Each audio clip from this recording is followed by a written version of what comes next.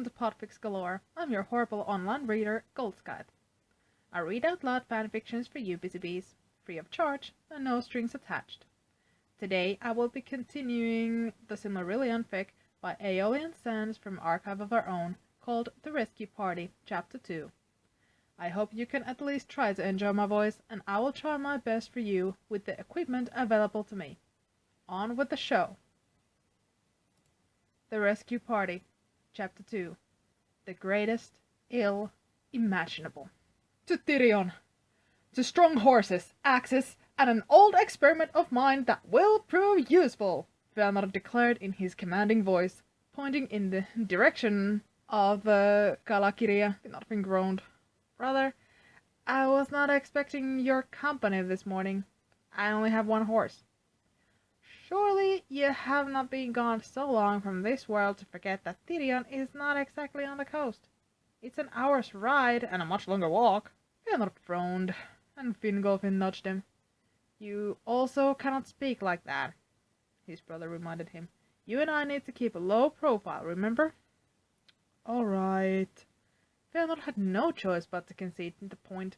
I'll go to Tyrion, along with Arafinwe. Surely the horse is strong enough for both of us, and Nola can stay here and wait for our return. Poor Fingolfin nearly had a heart attack. No, absolutely not.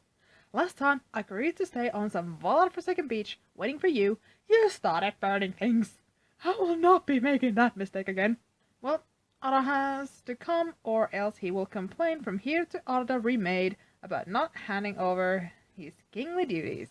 He can write a letter once we get to the port, Fingolfin suggested bitterly. And Feanor smiled. His brother did have a good point once every 1,000 years. Ara could write a letter. No reason why not. Hold on a second. Finarfin held out his hands. You two half-wits are not leaving me here when it is my horse. Both two re-embodied elves looked at each other in silent agreement. They smiled, and then immediately began running across the beach as if charging the enemy. Finarfin's poor mare looked up in alarm from where she grazed in the grasses between the road and the sand, but she had little time to judge the situation. Feanor effortlessly swung himself into the saddle, Fingolfin jumping up behind him. Frightened, the mare reared and snorted, and Fingolfin was nearly thrown off from his seat. Hugging his brother tightly, he fought valiantly to stay on. Whoa, whoa, Feanor called out. Do not fret, we are on a noble mission, my brother and I, and we shall reward you with all the apples and carrots in the royal stables if you shall carry us quickly. For I am Feanor, first son of Finwë, and I keep my word. Balda! Finarfin shouted the horse's name as he ran desperately after them. But he had a late start, and his long ropes were tripping him up on the sand. Stumbling, he made a desperate lunge for Fingolfin's foot, but it was too late. Balda the mare must have decided that apples and carrots sounded quite nice, because she was off like a shot, Finarfin's fingers grazing his fleeing brother's butt as he ineloquently face-planted into the grass. Fingolfin looked back in concern, seeing a blond figure pick himself up and spit sand grains out from between his teeth, glaring at his fast disappearing brothers. As he watched his younger brother fade into the horizon, Fingolfin felt a sharp stab of guilt. They had left Finarfin again. Finarfin, whose only crime, as usual, had been attempting to help them. Stay focused, Nola! Feanor shouted above the wind, no doubt sensing his disquiet.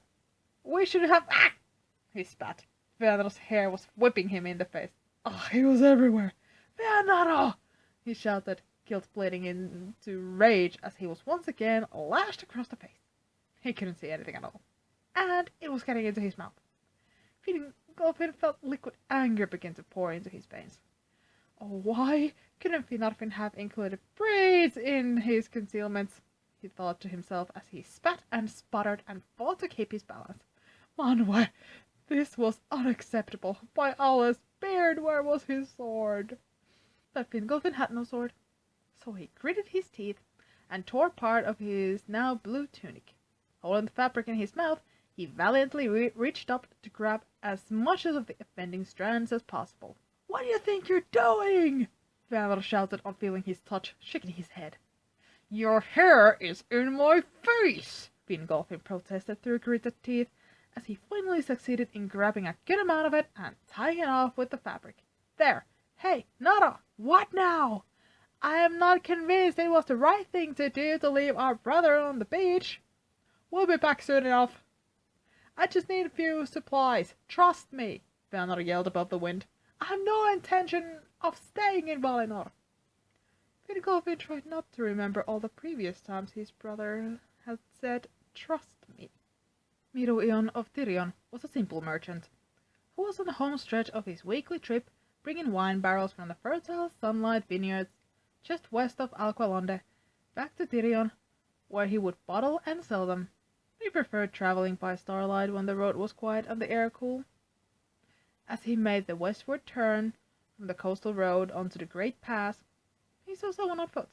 How strange, he thought to himself. It was still a long way to go till Tirion, and far longer to Alqualonde. Why would anyone be walking? He noticed at once the white and gold robes of the stranger, and the golden hair that had several intricate braids. Perhaps he was one of the Vanir? Someone who had become lost on the way from Taniquetil? Hail, stranger! He called from his cart, and the elf turned around then, and Miruion's fear nearly left his body. For it was not some lost Vanir or a runaway child. The face that looked up at him was the weary face of his king. Hail and well met, High King replied, smiling pleasantly. That Miruion was a father of 3 girls. He knew the difference between a genuine smile and a fake one, no matter how well disguised. My king, he replied immediately, bowing awkwardly from the driver's seat of the cart. Forgive me for my lost courtesies.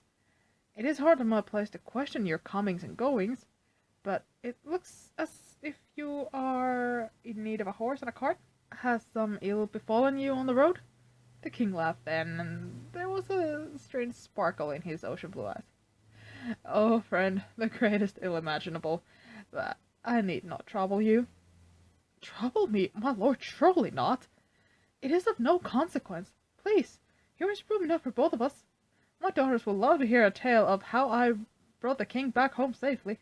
Did your horse run off? With some encouragement, the king replied cryptically, and he laughed.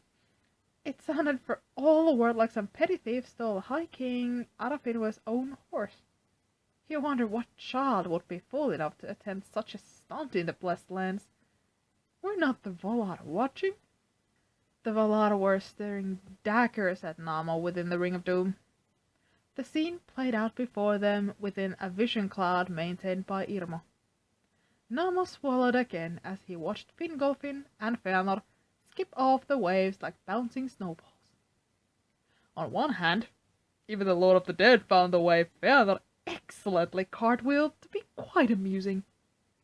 On the other hand, the stares of his fellow lords, and especially of Valire, was considerably less amusing. Explain this? His wife pointedly asked as Irma played the scene again and again. Eventually, the Lord of Visions must have gotten a bit bored as he switched to imagery of a shocked Finarfin standing knee-deep in the waves, his expression one of terror. Why would she do this to Arafinwe? Niena spoke through silent tears, gesturing at the horrified Finarfin. Not to mention, Fëanor is not healed yet, and Fingolfin's people have barely even started mourning him. And look what she did to him!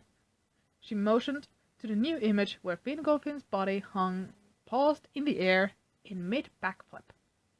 Nama swallowed. The tablet was there for Melkor. If he could become of one purpose to Lord Manwë, his brother, then he would be redeemed indeed. Until then, the tablet was an innocuous reminder of his wrongs. Varda glared daggers at Manwë. Well, it isn't so innocuous now, she muttered.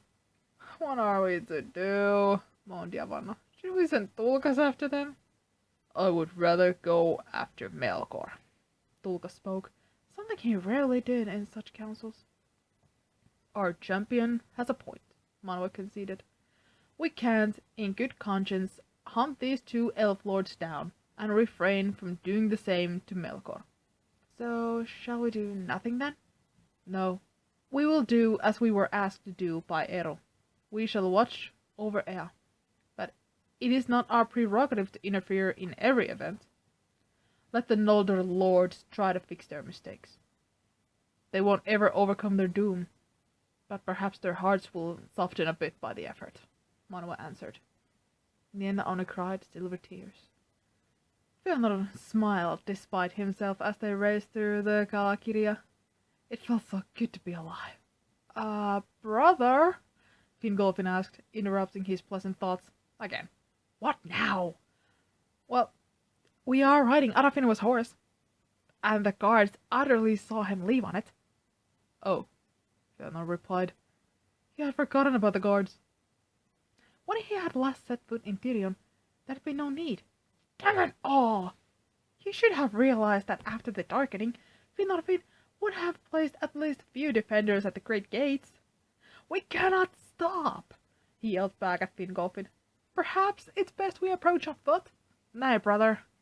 That would be equally suspicious. And besides, it was too late. Balda had the blood of Valinor in her veins, and she was as fast as the wind. The great gates loomed before them as cobblestone path turned to grains of diamond. A horn sounded, its warning call echoing through the mountain valley. Fëanor gritted his teeth. He saw 2 armored guards at the gate shout and cross their halberds. Then he grinned like one fell. Did they really think such motion would stop him, Fëanor? He gave the horse a strong kick of encouragement, and then they were truly flying, the chestnut leaping over the crossed weapons and landing in a gallop within the city streets. Fëanor laughed like an elfling, and he turned back to see that his brother had wrestled a halberd from Guard's grasp. He gave him an approving smile, when all of a sudden Balda came to a hard stop, rearing and kneeing frantically. For the second time that day, Fëanor nearly lost his seat, but he was far too strong a rider to fall in such a disgraceful way. As the horse's hooves found the ground again, he glared at what would dare obstruct his path. His eyes widened when he saw the shocked face of Ingweon and a small guard about him, their golden armor gleaming in the sun. Impossible. Why did Ingwe's son have to be visiting now? And adrenaline raced through his veins. Brother, we must not get caught, he attempted to yell the sentiment through Osanwe, but then he felt Fingolfin leap from the horse's back. Fëanor instantly reined the panicking horse in and watched in awe as his little brother, the one whom he had once thought craven, expertly flipped the halberd around so that its gem-studded mithril blade could do no harm. With the staff alone, he lashed out at the feet of the stunned guardsman, spinning like a whirlwind as he swept their legs from under them in one fell arc. The guards fell on their backs with a clatter of armor. Ingweon turned with fury in his blue eyes as he drew his sword fast as lightning. Why didn't you take it first? Fëanor yelled, leaping off the mare and running to one of the struggling guards. He kicked the poor soldier's face and knelt down to seize his sword as Fingolfin spun the halberd around, catching Ingweon's blade between the point and the blade of his own weapon. The Vanya prince's eyes widened as he stared into Fingolfin's own. Who are you? He asked. Fingolfin only gritted his teeth in response, pushing against the other's strength. Fëanor did not waste his opportunity. Holding the sword by its sheath, he swung the hilt at the prince's head, wincing when it made impact, and Ingweon promptly lost consciousness. Run! He yelled at his brother as the winded guards began to rise, Balda nowhere to be seen. And Fëanor ran towards where he knew the old Fëanorial sector of the city had once stood, Fingolfin at his heels. Neither looked back at the growing commotion behind them. Oh well, thought Fëanor, that's what he gets for being in the road. An elf attempting to buy fruit from a vendor screamed at the sight of 2 renegade elves charging down the road, and Fëanor grimaced, grabbing his brother's arm and pulling them both into an alleyway. They continued to flee, leaping over crates and dodging an open door, before Fëanor again led them to yet another alleyway even smaller than the first. Do you know where you're going? Fingolfin hissed. Of course, Fëanor growled back, praying that he did know where he was going. It had been this way, right? The sound of hoofbeats interrupted his train of thought. Quick, hide! He ordered, and swiftly he leapt into a large basket on the side of the road. Relief flooded his face when he saw the uncut gemstones inside, and how they barely filled a quarter of the basket, leaving him plenty of space to hide. "Are these the last of them, Forge Master?" the young voice asked. "Yes, young Ikedalma. Please, help me put them into the cart. We shall take this last bit of supplies to the old Fenorian forge. There I will teach you how to properly cut different species of barrel." Fenrir smiled in the darkness of the basket. How dare Nala insinuate he didn't know where he was going? He knew that his old friend Tielaren lived on the street, and sure enough, Tielaren was still working the forge. It seemed as if he even had a student now. Fenrir's eyes gleamed in the darkness. He could almost forgive the other elf for forsaking the march. He found that someone lifted the basket, clearly the student. "Ah, master, this is quite heavy." "Nonsense," Tielaren's voice replied. He grunted as well, and Fenrir could only assume he was lifting Fingolfin and his basket. "A forge master never complains about the weight of mere baskets. Come along now, get in the cart." The young elf stumbled, and Fenrir had a sudden fear that they were going to fall. But Ikedalma summoned his strength and pushed his basket into the open horse cart with a grunt. There was some rustling as Tuelaran and Ikedalma settled in the driver's seat, a snort from the horse, and then the cart with two undead Noldor kings hiding in baskets trudged through the city's wide streets towards Fenrir's beloved old forge. End of chapter 2. Stay tuned.